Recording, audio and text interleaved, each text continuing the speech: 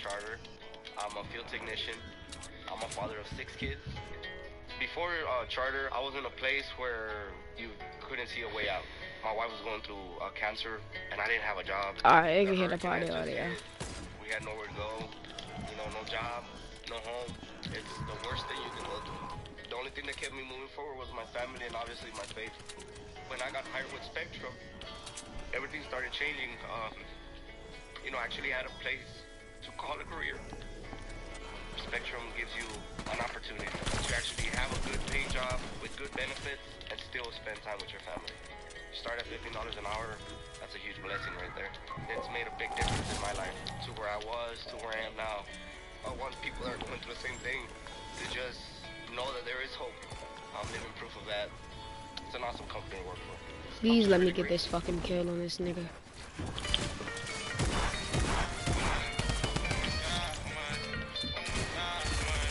You niggas just be so damn thirsty, bro. Damn. That nigga was cracked out his fucking balls. That nigga low-key was cracked out his fucking jammies. I got black, I got...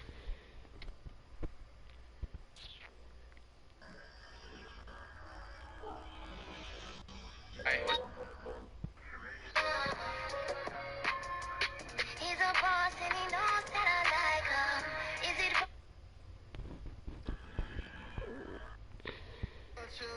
to love me back?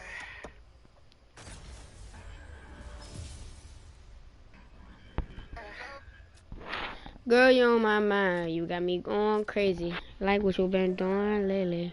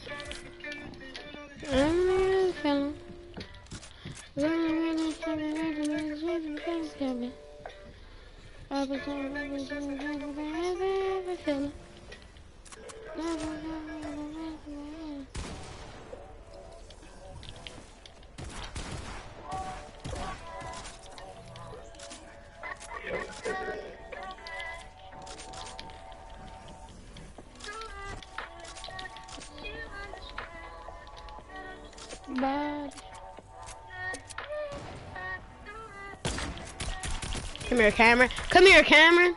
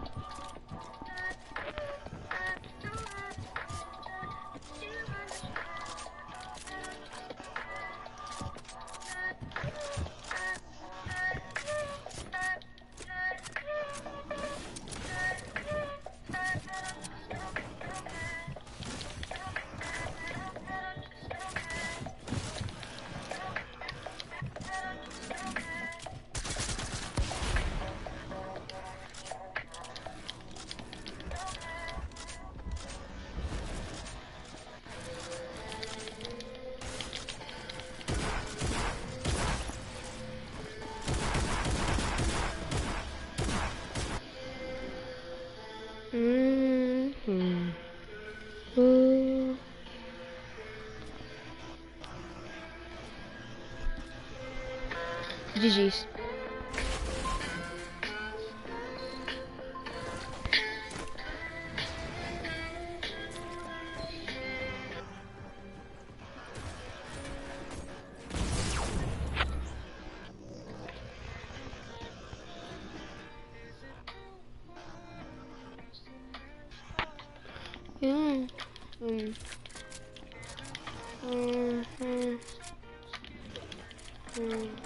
I caught you.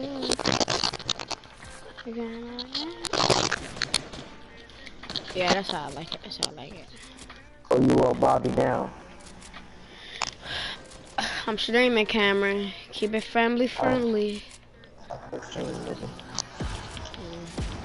I hate that comment. Chewy shit, so. Who do you niggas think y'all are? I take that jump pad. Y'all ain't doing shit. See y'all niggas later. Yeah, you so lucky. I cut you that wall. I don't know why I'm building like this. They talk about him. You stealing niggas' kills and shit, Cameron.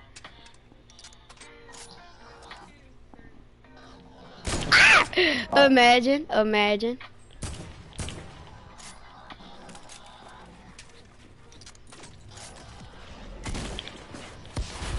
Dickhead. You just keep falling into niggas' traps. What?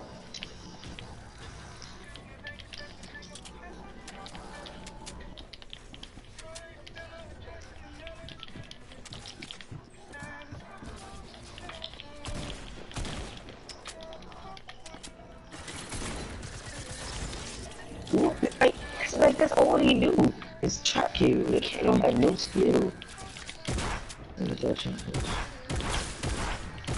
Wow, this nigga just hit me for every single shot that he had in his fucking shotgun. And then you on PC at that. Be proud of yourself, you fucking butt.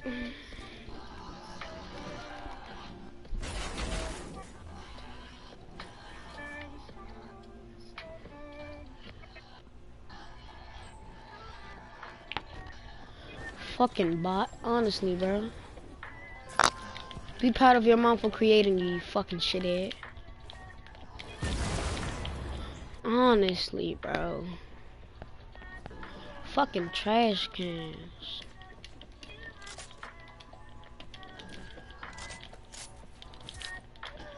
Fucking trash cans, always playing fucking Fortnite.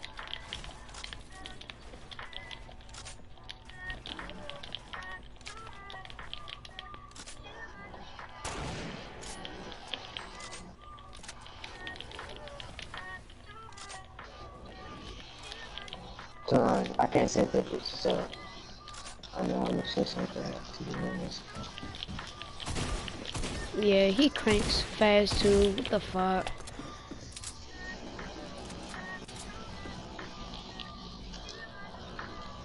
Yeah, it's no purpose to this. Everybody might as well just leave. Everybody fucking left the match already. Jane kiddish fucking hates. I'm creating my Wix site. You think you already have a stunning...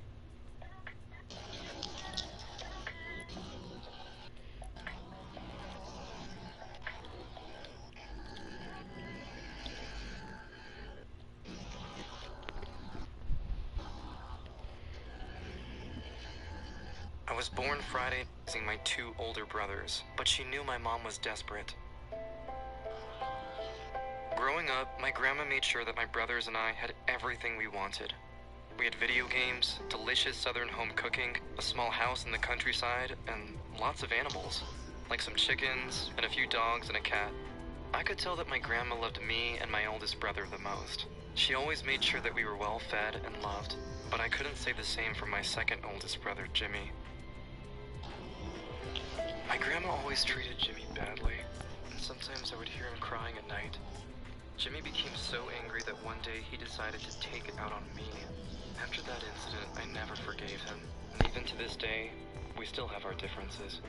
But apart from Jimmy, everything else in my life wasn't too bad. I made the most of what I could in my situation. When I was about 11 years old, my grandma started to get really sick. She would often be bedridden for days, and it got so bad that we decided that she needed to go to the doctors. She took me with her, and we went to the hospital so they could run some tests. After they were done, the doctor came in and told us that she had ovarian cancer. I went all the way up When I here. heard that, I started crying, but all my grandmother did was sigh and pull out a mint from her bag. She gave one to me and one to herself. On the way home, I asked her what this meant for our family, to which she replied, "I don't know, honey, but if it's time for me to go, then let the Lord take me and judge me." My grandma fought it for almost a year, doing everything from chemotherapy to CAT scans. I tried to focus on other things, like my new PS3 and school, but it was really hard. When we finally heard that she had beaten it, she did the same as when she was diagnosed. My grandma sat on her chair and pulled out a mint, gave one to me, and then to herself. For the next 2 years, everything was going well. It felt like we could finally be a family again, until one day. My siblings were on a band trip, which meant that I had to ride the school bus alone. When I got back to the house, I saw my Aunt Diane sitting on the front porch with my grandma. My grandma just looked at me and told me that she had gotten sick again, but this time, she had liver cancer. I fainted. After that day, my grandma just kept getting worse and worse. She could no longer clean or cook, and she was always sick. 2 months later, she was put on hospice, and all she could do was lay on the hospital bed.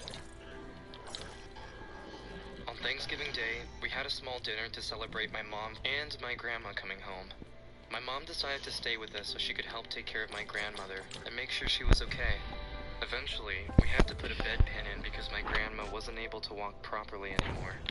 My school made cards for her, as well as a huge banner for us to hang in the living room. But a week before Christmas, my grandmother asked us to take it down. We took it down unwillingly, as the banner gave my mom and my siblings a small glimmer of hope that my grandma would get better. The day before Christmas Eve, my grandma's chihuahua started barking at the front door for no reason. I tried to get Why do you always push me, you barking bot? and wagging her tail. An hour later, my grandma looked at me and said, Woo! "He pulled in on his Harley a while ago." My grandpa used to own a white Harley Davidson with purple wings painted on the side. Grandma even told me where he was standing and told me to wave and say hi. I waved while I choked back tears. I didn't have the heart to tell her that Grandpa had passed many years ago. A little while later, my mom walked in and saw me crying. She asked what was wrong. My grandma looked at her and said, "Your daddy's standing by the fireplace. He loves you, Jane." My mom was so overcome with tears that she ended up collapsing by the fireplace. After that night, my grandma's health deteriorated rapidly. She couldn't Cameron, you speak left? coherently anymore, and the day after Christmas, my grandmother passed away.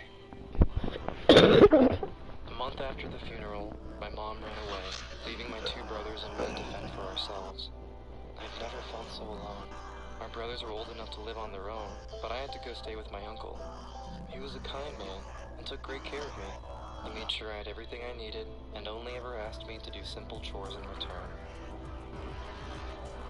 During that time, a lot happened. I tried to be a good kid for my uncle. Oh, y'all know 6ix9ine said that young man was a 9-tree blood member. Shut up. I swear it's right here today. But I sent it to you.